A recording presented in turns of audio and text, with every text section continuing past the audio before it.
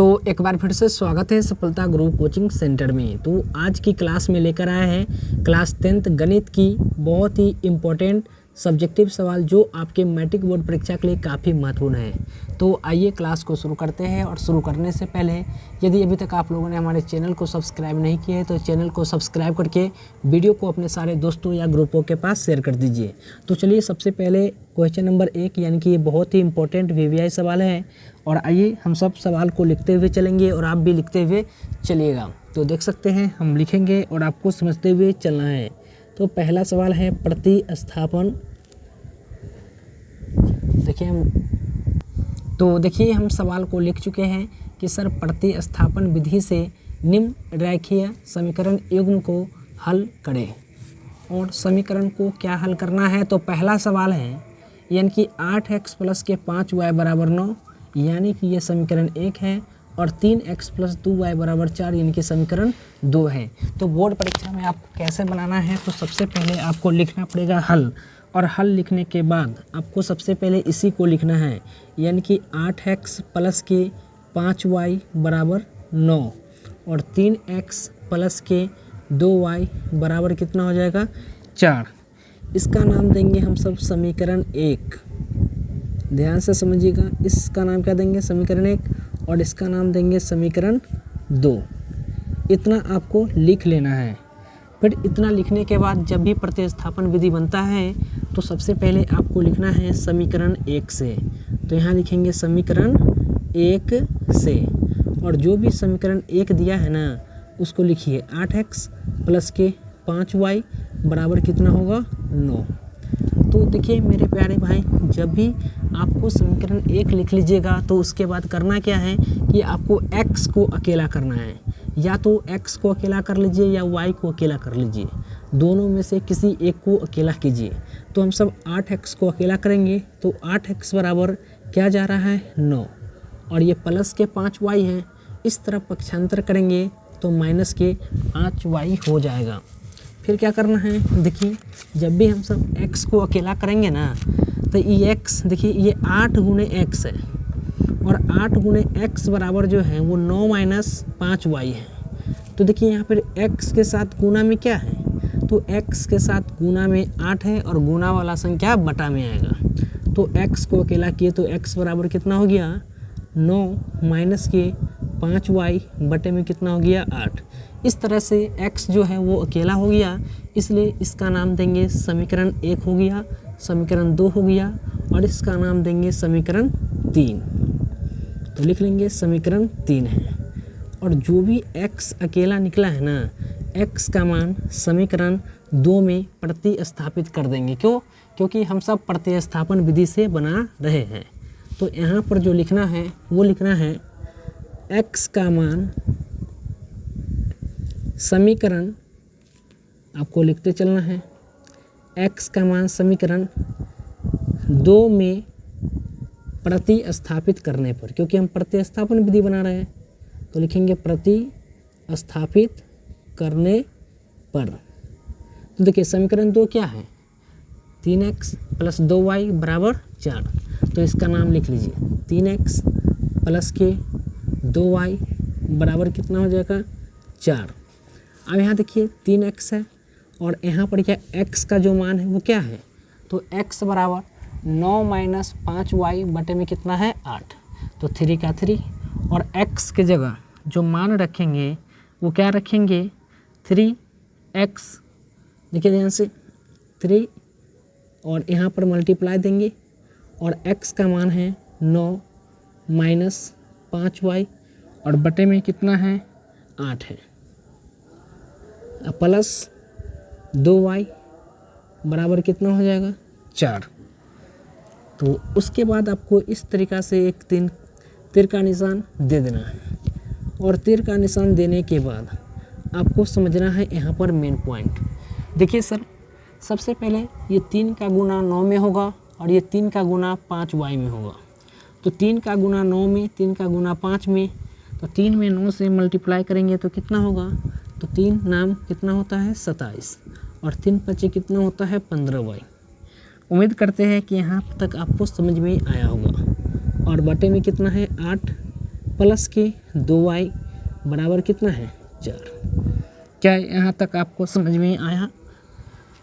तो देखिए फिर आपको यहाँ पर लिखना है 27 माइनस 15y और ये 8 का गुणा ये प्लस 2y के साथ करेंगे तो 8 में 2 से मल्टीप्लाई करेंगे तो 8 दूनी कितना y हो जाएगा 16y, सॉरी यहाँ पर 4 होगा और 8 में 4 से भी मल्टीप्लाई करना है तो 8 चक कितना होता है 32।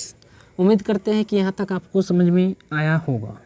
फिर क्या करना है सर, देखिए ध्यान से, सबसे पहला y वाला संख्या एक तरफ, देखिए तो सबसे पहले यहाँ से निकालेंगे माइनस के 15y प्लस के 16y बराबर क्या जा रहा है 32, प्लस के 27 है, इधर आने के बाद क्या हो जाएगा माइनस के 27।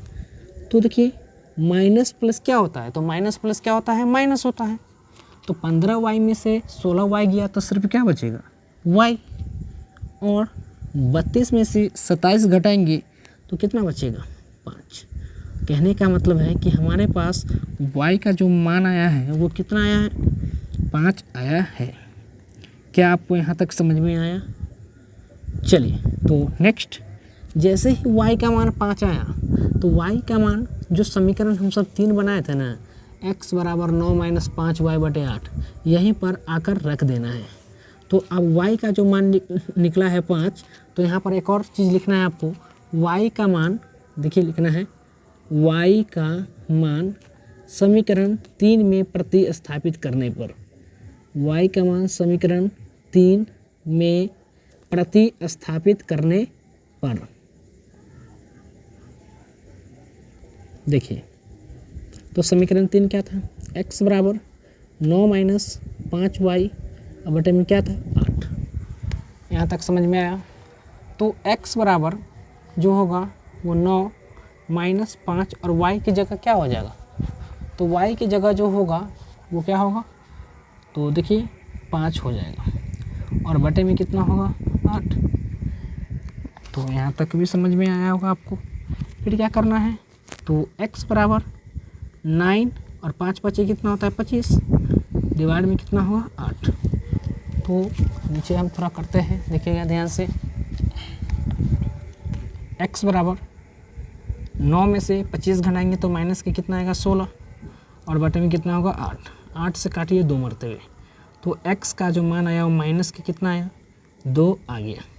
तो लिख यहाँ पर एक पॉइंट बनाकर लिख लीजिएगा अलग पेज में। तो यहाँ लिखना है अतः, क्या लिखना है अतः x का जो मान आया है वो आया है माइनस के 2 और y का जो मान आया है वो क्या आया है 5। यही हमारा सही उत्तर होगा। तो आप लोग इस सवाल को स्क्रीनशॉट ले सकते हैं या कॉपी में अच्छा तरीक़ा से नोट कर सकते हैं। चलिए तो हम धीरे धीरे स्क्रॉल करते हैं। देखिए तो आप सब फटाफट कॉपी में नोट कर लीजिए।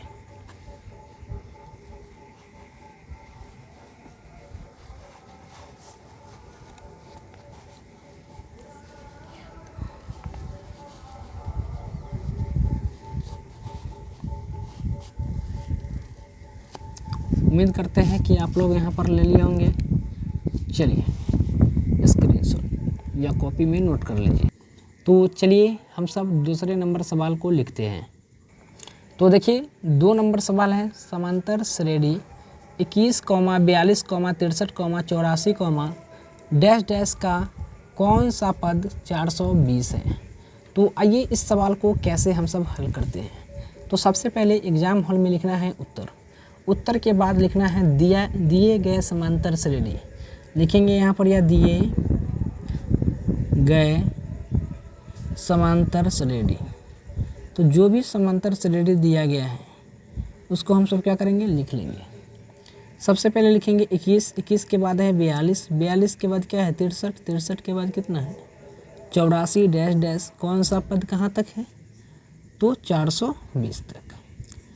तो आप सब पढ़े होंगे और आपको पता भी होगा कि ये 2 पदों का अंतर, देखिए सभी का पदों का अंतर सेम है। तो यहाँ पर ये प्रथम पद, द्वितीय, तृतीय, चतुर्थ इस प्रकार से बनता हुआ चला जाएगा कहाँ तक 420 तक। तो मेरे प्यारे भाई देखिए सबसे पहले इसको बोलेंगे प्रथम पद। तो लिखेंगे यहाँ पर ये एग्ज़ाम हॉल में प्रथम पद और प्रथम पद को ए द्वारा सूचित करते हैं तो ए बराबर क्या हो जाएगा 21। उसके बाद आपको निकालना है सार्व अंतर, और सार्वंतर को डी द्वारा सूचित करते हैं। और डी जो होता है ना, दूसरा पद में से पहला पद को घटाना, यानी कि A2 माइनस के A1। अगर इसको हम सब सही से लिखेंगे तो कहने का मतलब है कि दूसरा पद माइनस के पहला पद। देखिए दूसरा पद क्या है, तो दूसरा पद है 42 और पहला पद कितना है 21, और 42 में से 21 घटाएंगे तो हमारे पास क्या होगा, डिफरेंस जो निकलेगा, डी जो निकलेगा सार्वंतर, वो 21 निकलेगा। उसके बाद यहाँ पर जा 420 जो है वो क्या है, ए एनवा पद कितना है 420। तो हमको ज्ञात क्या करना है, एनवा पद।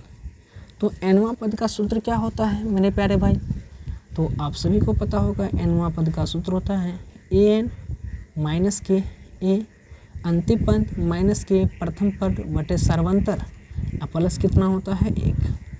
तो n बराबर जो होगा वो अंतिम पद कितना दिया है 420 दिया है, तो an की जगह क्या रखेंगे 420, और प्रथम पद जो है वो क्या है 21, तो यहाँ पर यह रखेंगे 21। देखिए 420 में से क्या करेंगे 21 को घटाएंगे, और d जो निकल कर आया वो कितना आया 21 प्लस 1।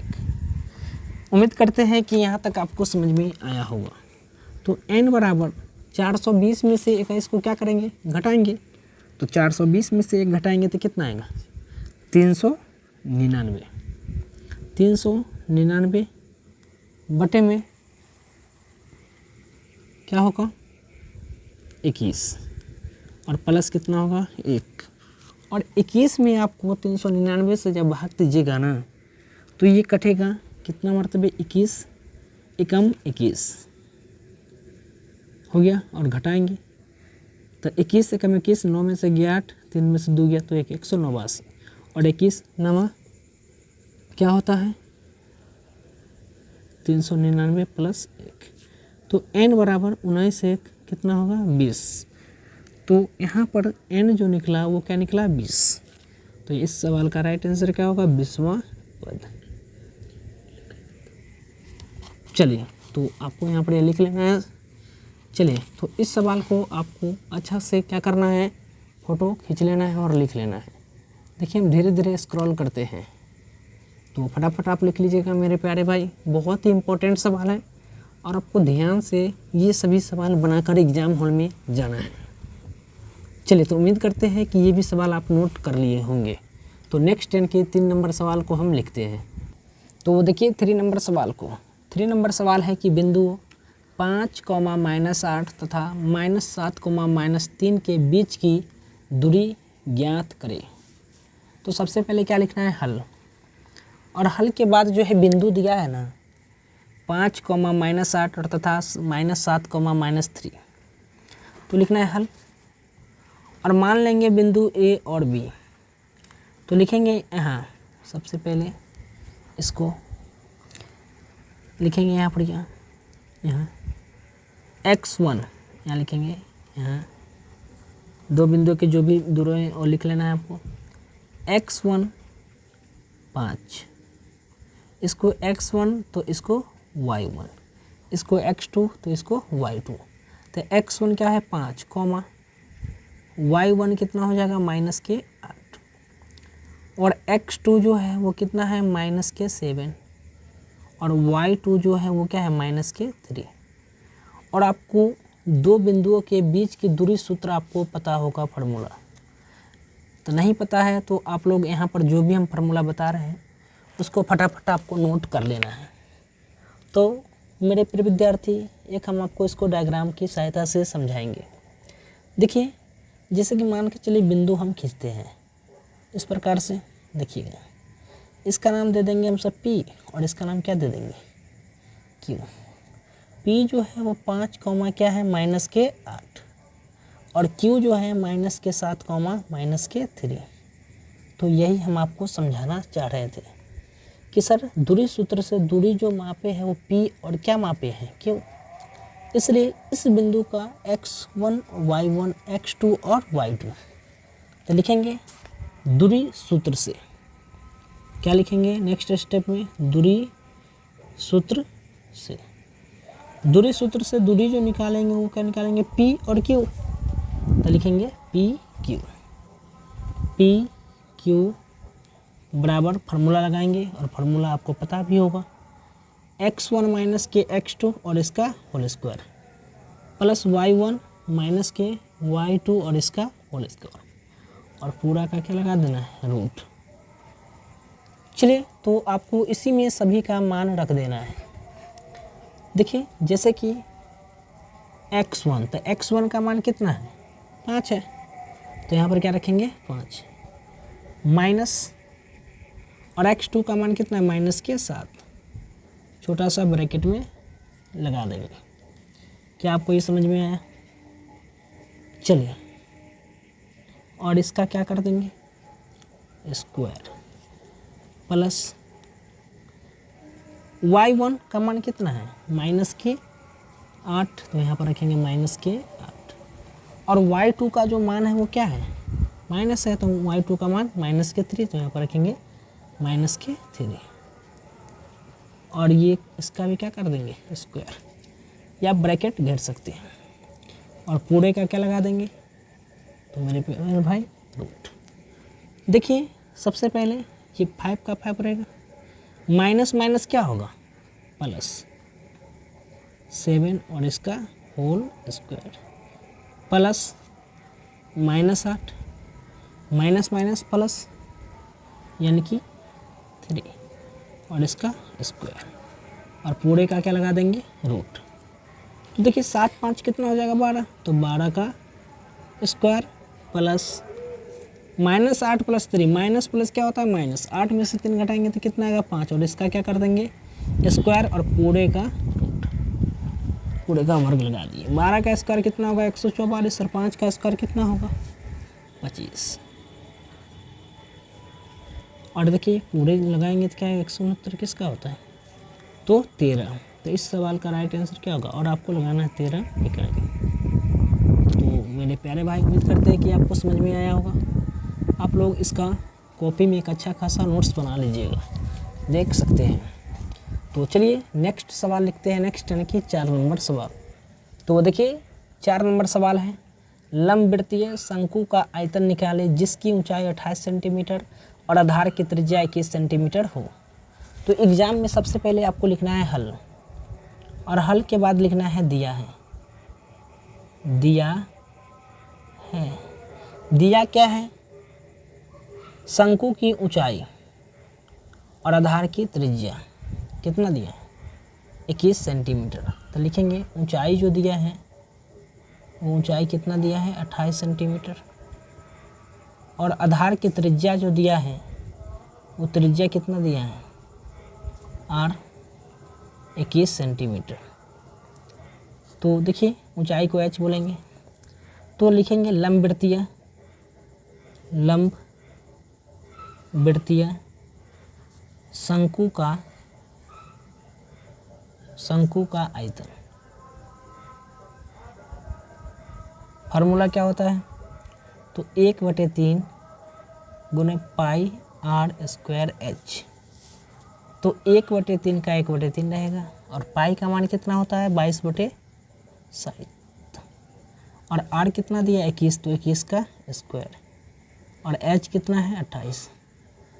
तो देखिए मेरे प्यारे भाई 1/3 का 1/3 गुने का गुने 22/7, और 21 का स्क्वायर है, 2 मरतबे लिखना है, गुने कितना हो जाएगा? 28।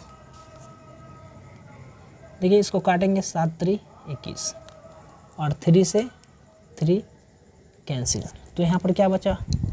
तो यहाँ पर जो बचा वो बचा 22, उसके बाद बचा 21, फिर बचा 28, और ये सभी को आप गुना कीजिएगा तो 8 का मान 8 दूनी के 16, यानी कि आपको मल्टीप्लाई करना है सभी जितना भी दिखाई दे रहा है। तो गुना करने पर आपको जो सही उत्तर मिलेगा वो 12,936 सेंटीमीटर क्यों होगा? क्योंकि शंकु का आयतन है। अगर क्षेत्रफल रहता तो स्क्वायर लगाते।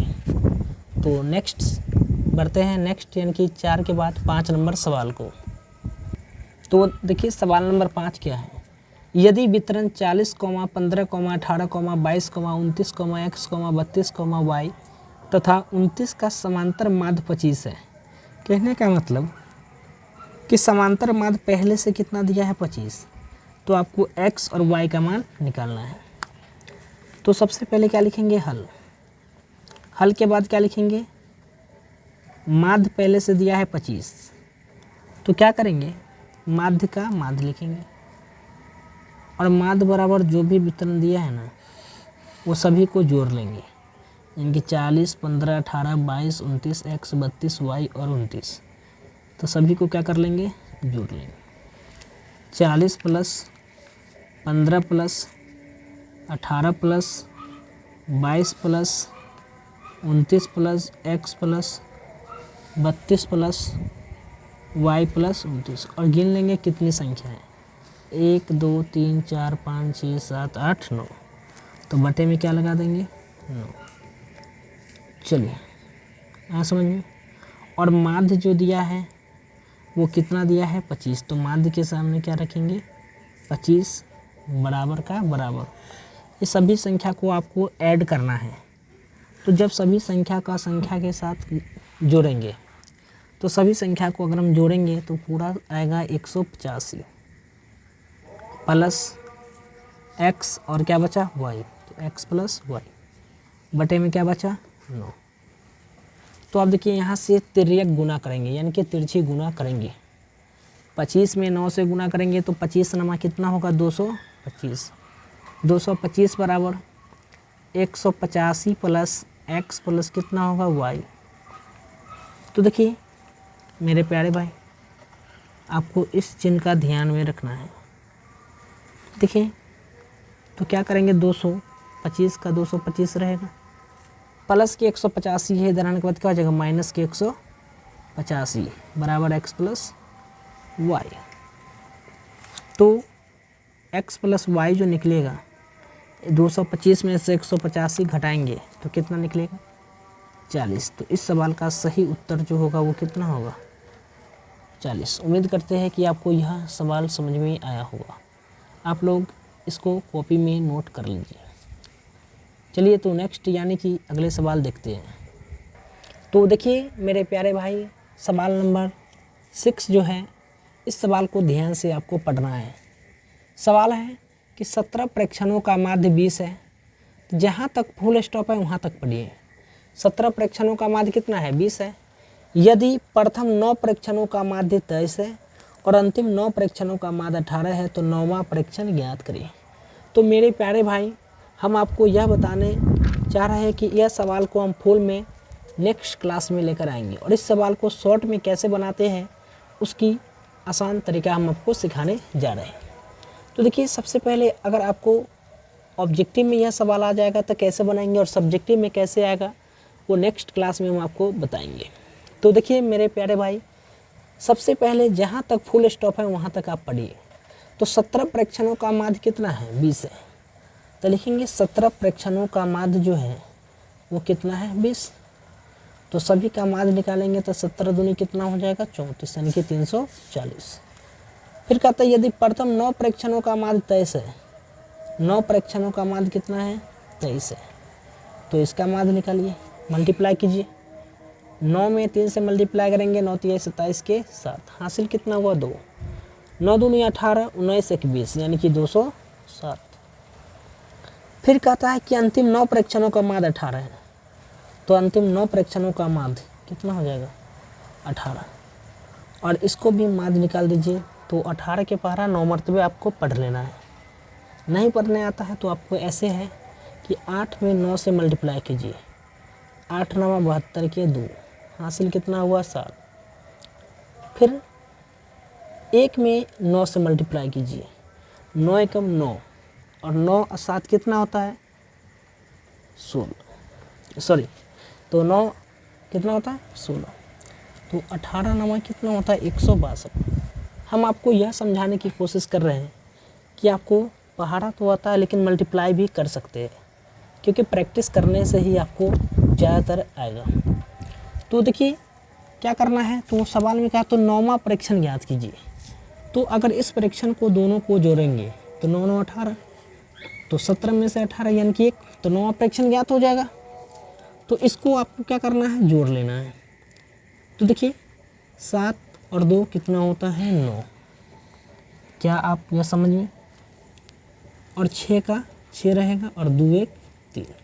बहुत ही धीरे धीरे हम आपको समझा रहे हैं जिससे कि आपको आसानी तरीक़ा से समझ में आ जाए। और एक और सवाल हम आपको होमवर्क देंगे और उस सवाल को आपको होमवर्क में बताना है। तो देखिए क्या किए कि इस दोनों को जोड़ दीजिए और उसके बाद ये 340 में से 369 आप घटाइएगा तो आपको 9वां परीक्षण ज्ञात हो जाएगा।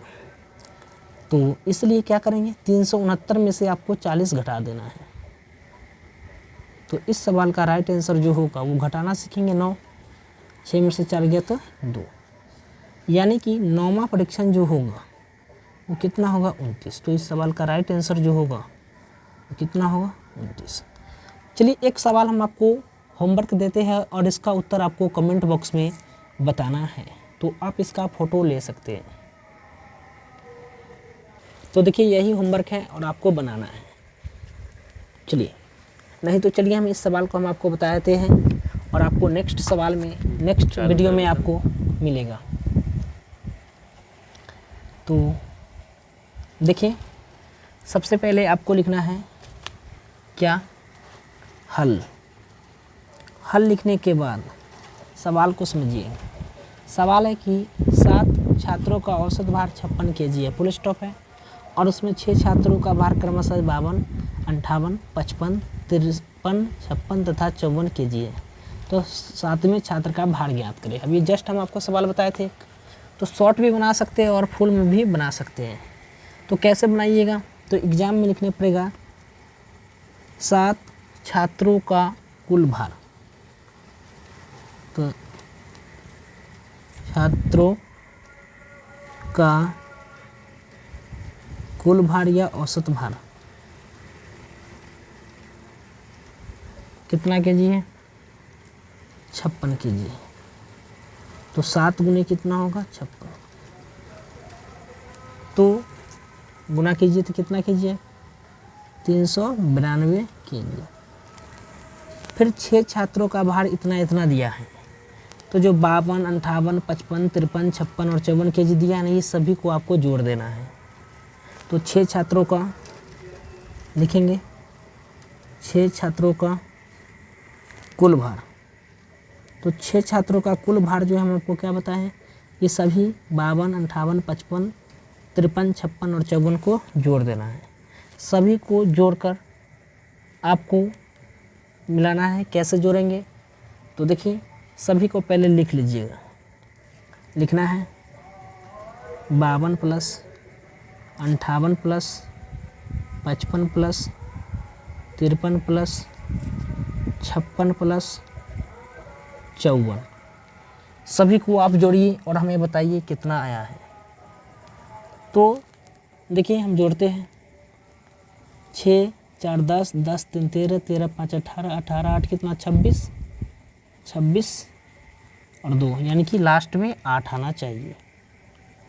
चलिए फिर देखिए, तो आप सभी को जोड़ लिए, या जिसको नहीं जोड़ने आएगा वो कैसे जोड़ेंगे, तो इस तरीक़ा से आप लिख लीजिए 52 फिर 58, इस तरीक़ा से जोड़ लीजिए। तो चलिए हम इसको जोड़ लेते हैं। तो पूरे जोड़ते हैं, तो सभी जो जोड़ने पर आएगा वो 328 kg।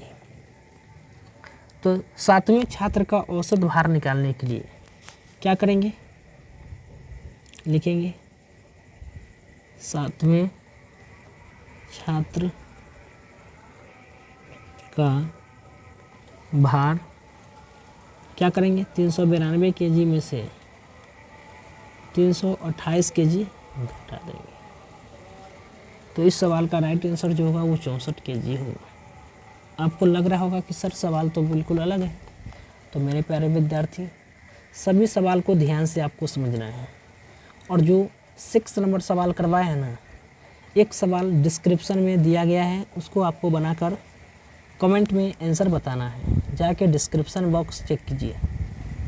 चलिए तो नेक्स्ट सवाल को देखते हैं। तो सवाल नंबर 8 भी काफ़ी महत्वपूर्ण सवाल है। देखिए सवाल है 2.4 के ऊपर यकरिंग है को भिन्न के सरलता रूप में लिखें। तो सबसे पहले लिखना है हल, और हल लिखने के बाद आपको लिखना है माना कि। जैसे ही ये सवाल आएगा कि 2.4 के ऊपर या किसी भी संख्या के ऊपर यकरिंग रहेगा तो उसको इस तरीक़ा से बनाएंगे जैसे हम समझाएंगे। तो लिखेंगे माना कि x बराबर 2.4 और 4 के ऊपर जो रियकरिंग है ना, इसकी पुनरावृत्ति हो रही, मतलब बार बार संख्या यही आएगा। तो x बराबर 2.444 डैश डैश इस प्रकार से हम लिख सकते हैं, और इसको बना देंगे समीकरण 1। समीकरण 1 और एक रियकरिंग रहेगा तो दोनों पक्षों यानी कि इसमें भी 10 से गुना करेंगे, इसमें भी 10 से गुना करेंगे। अगर 2 रियकरिंग है तो 100 से गुना करेंगे, इधर से भी 100 से गुना करेंगे और इधर भी 100 से गुना करेंगे। अगर 3 रियकरिंग है तो इधर भी 1000 से मल्टीप्लाई करेंगे, इधर भी 1000 से मल्टीप्लाई करेंगे। तो देखिए रियकरिंग कितना है 1, तो इस पक्ष में भी 10 से और इस पक्ष में भी 10 से। तो एक और आपको लैंग्वेज लिखना है, क्या लिखना है कि दोनों पक्षों में लिखेंगे, दोनों पक्षों में 10 का गुना करने पर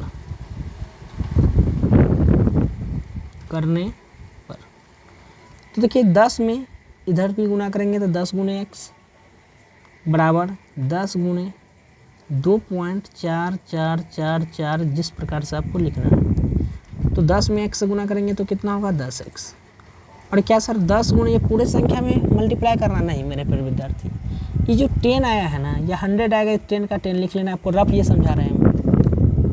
और जो यहाँ पर जो भी दिया है उसको लिख लीजिए 2.4, बल्कि इससे मल्टीप्लाई न करके यहाँ पर ये तरीका हम आपको सिखा रहे हैं 2.4 लिखना है। दशमलव हटाइएगा, 0 लगाए, 10 से 10 कैंसिल, यहाँ पर क्या है 24, और 24 पॉइंट, और पुनरावृत्ति किसकी हो रही थी 4 की, तो 4 को बार बार जितना मन उतना लिख सकते हैं।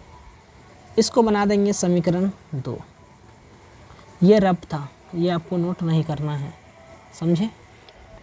चलिए तो ये है समीकरण 2, और नेक्स्ट है कि समीकरण 2 में से समीकरण 1 को घटा देंगे। तो लिखेंगे समीकरण 2 में से समीकरण 1 घटाने पर, तो देखिए समीकरण 2 क्या है 10x बराबर 24.4444 इस प्रकार से दिया है, और समीकरण 1 है x बराबर 2.44 दिया है। तो यहाँ पर लिखेंगे x बराबर 2.44, देखिए ध्यान से इस प्रकार से आपको लिख देना है, और घटाएंगे तो 10x में से 1x गया तो 9x, और देखिए 4 में से 4 घटाएंगे तो ये सब कैंसिल हो जाएगा, तो 24 में से 2 गया तो कितना आ जाएगा 22। तो 9x बराबर कितना आया 22। तो 9 के साथ गुना में क्या है x, तो x को अकेला करेंगे तो x बराबर कितना आ जाएगा 22, और x के साथ गुना में 9 है और गुना वाला संख्या बटा में। तो इस सवाल का राइट आंसर क्या होगा x बराबर 22/9। सर इस सवाल को हम शॉर्ट में भी बना सकते थे, कैसे वो देखिए, शॉर्ट ट्रिक। देखिए शॉर्ट ट्रिक क्या है, तो सर 2.4 है और इसके ऊपर रियकरिंग है, तो देखिए ध्यान से ये 2.4 है तो इसको बना लीजिए, दशमलव को भूल जाइए, समझे।